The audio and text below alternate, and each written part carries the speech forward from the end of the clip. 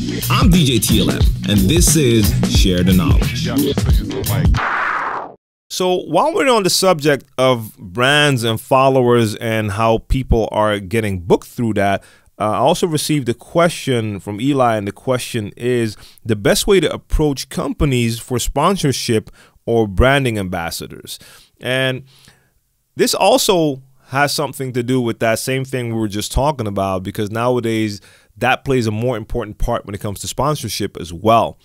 Back in the days, you would have to explain to a brand what you were doing. You would have to make sure they knew exactly in what ways you were visible, and that would be through shows. Maybe you did something on TV or radio, and that would be your way to show a brand how you could be of value to them. Now, social media plays a part there too. That's why you see a lot of people on Instagram, for instance, that have like a couple of 100,000 followers that are getting paid nice amounts of money just to have some product in a video or in a photo. And same thing for some of these YouTubers, these big YouTubers. They're getting like a bunch of money thrown at them just to have something, a product in their video. Now, one thing to keep in mind when it comes to sponsorship, when you approach a brand, whatever brand it is, you have to realize, I know you want to approach that brand because you want something from that brand.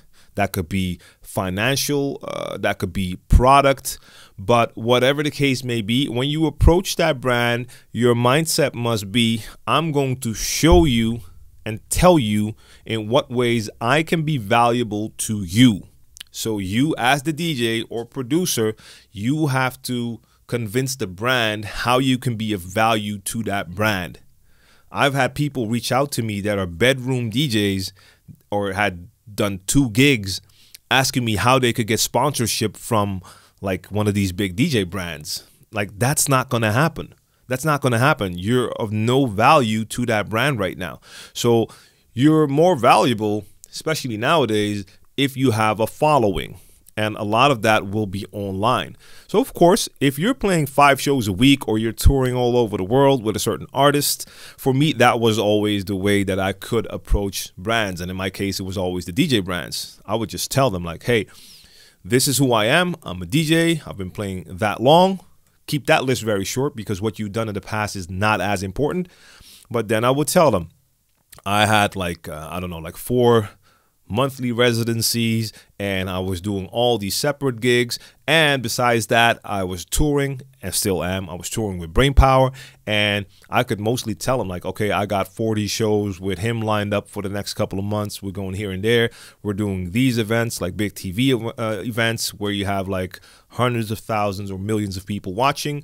So with that story, I can explain to the brand like, this is how I can make your equipment, in this case, visible.